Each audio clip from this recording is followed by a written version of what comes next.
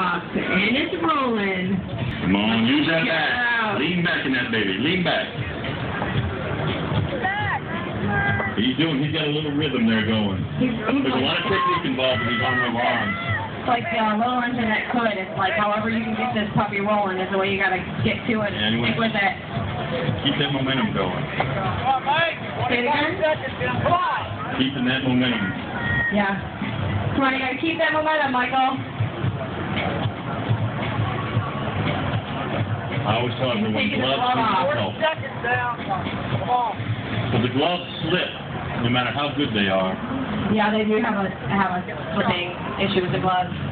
Good wall hand strength is all what you need. 15,000 pounds this truck is. Getting a little short. That's a thick rope too. There you go. You're getting it moving now.